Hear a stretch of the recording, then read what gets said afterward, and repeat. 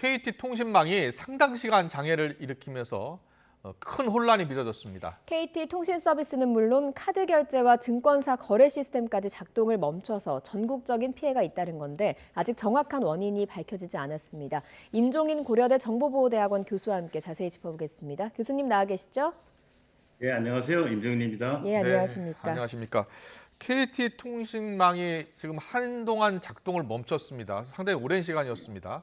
자, 일단 지금까지 파악된 바로는 어떤 이유 때문이었습니까? 처음에는 KT에서 트래픽이 과다 발생한 것이 이제 과거에도 디도스 공격이 많이 발생했었으니까 네.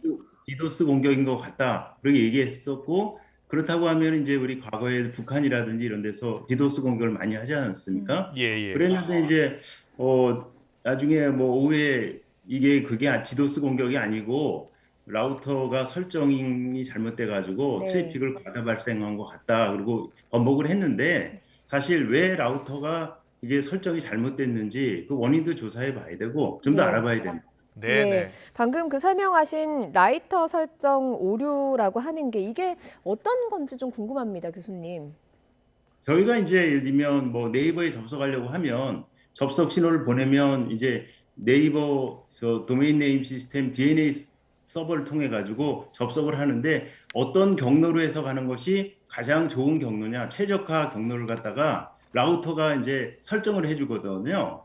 근데 이제 라우터가 무슨 이유인지 잘못되면은 어떤 특정한 곳으로 과다하게 트래픽을 유도하면은 이번처럼 이게 이제 서비스가 중단될 수가 있는 거죠. 네. 그런데 이제 라우터가 해킹에 의한 건지 네. 내부 관리가 잘못된 건지 이건 따져봐야 됩니다. 네, 알겠습니다.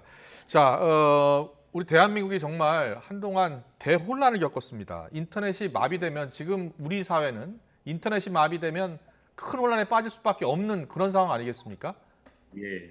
그러니까요. 지금 우리 요즘에 저도 지금 줌으로 하고 있지만 예. 우리 요즘에 팬데믹 상황에서도 우리가 디지털 전환으로 인해서 네. 우리가 모든 일상생활을 하고 있는데 네네. 특히 기관통신사인 KT가 예. 이번 이런 정도 실력밖에 못 보인다는 건 상당히 실망입니다. 예.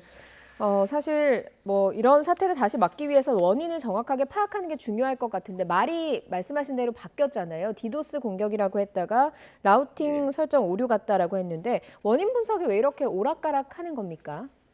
그러니까 일뜨면 디도스 공격이면 KT뿐만 아니라 우리 인터넷진흥원 거기에 침해 사고 대응 센터가 있거든요. 네. 거기도 이제 관측이 돼요. 그런데 이제 그쪽에서는 알고 보니까 이제 관측이 안 되고 했으니까 디도스가 아니구나.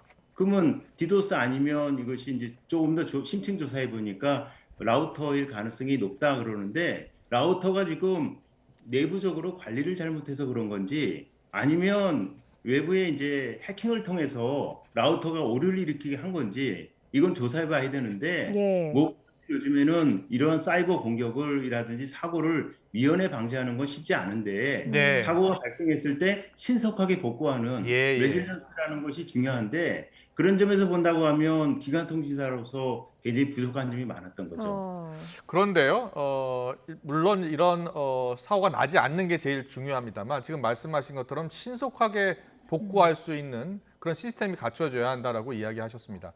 그런데 KT가 이 신속 복구 시스템을 아직도 못 갖고 있는 겁니까?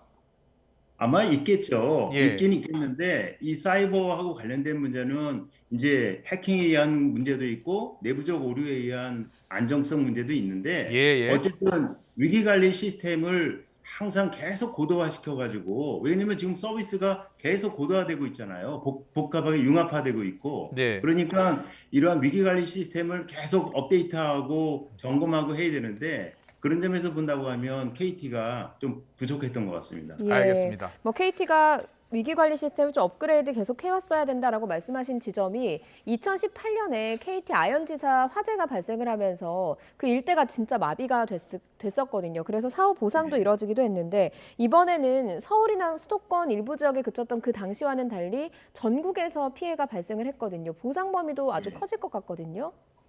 글쎄 말이에요. 그런데 이게 지금 약관에 의하면 이번에 한 40분 정도 지장이 있었잖아요. 예. 네, 그런데 이제 뭐 2시간, 3시간 정도 돼야 되는데 이게 지금 40분밖에 안 됐으니까 일단은 시간적인 측면에서는 좀 부족한 점이 있고 예.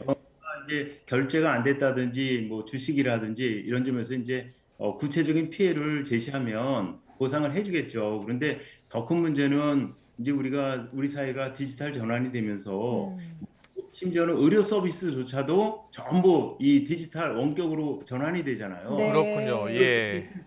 그렇게 됐을 때 이번처럼 복구하는데 뭐 30분, 40분 이렇게 걸린다고 하면 치명적인 피해가 있을 수 있기 때문에 네, 네. 우리가 대규모 정전하고 똑같거든요. 예, 그렇기 예. 때문에 이런 거에서 KT가 뭐 플랜 B, 플랜 C 해가지고 어떤 위기관리 시스템을 잘 각동해서 이런 사고가 발생하는 걸 방지해야 되겠지만 발생하면은 신속하게 복구할 수 있는 어떤 훈련도 많이 하고 계획도 많이 생각하고 투자도 해야 되는데 정부가 또 KT만 뭐라 그럴 건 아닌 게 네, 네. 이런 곳에 대해서 투자하는 것은 사실 기업 측면에서는 일종의 비용이거든요. 아, 네. 예. 예, 그러니까 기업 입장에 이런 것에 과감하게 투자를 하도록 정부에서 뭐 세제 혜택을 준다든지 여러 가지 국비를 투입한다든지 그런 것도 병행해야 된다고 생각합니다. 네, 알겠습니다. 다른 통신사에서도 만약에 이런 사건이 동시에 터졌으면 얼마나 큰 혼란이 있었을까 하는 그런 우려도 됩니다. 지금 당장 취해야 될 조치 어떤 게 있을까요? 일단은 뭐 이번 1차적으로 인터넷 서비스가 복구가 됐으니까 왜 이런 사고가 생겼는지 예. 아까 말씀드린 대로 외부 해킹에 의한 건지 예. 내부 관리 오류에 의한 건지 원인을 조사하고요. 네. 그것에 대해서 철저한 대책을 세워야 되는데 외부 해킹에 의한 것들 같은 경우에는 이제 특히 이번에 뭐 지난번에 문 대통령께서 미국 가셔서 그 사이버 워킹 그룹 하고 뭐 저 맺고 오지 않았습니까? 예, 예. 국제 공조가 중요하기 때문에 외부 해킹으로 의심되면은 미국과의 어떤 철저한 공조를 통한 수사 이런 것이 필요하다고 생각합니다. 네, 알겠습니다. 철저한 후속 대책 세워야 됐고요. 특히 이번 문제로 피해를 입은 분들께 철저한 보상도 이루어져야 될 것 같습니다. 지금까지 임종인 고려대 정보보호대학원 교수님과 함께 얘기 나눠봤습니다. 오늘 말씀 잘 들었습니다. 고맙습니다. 고맙습니다.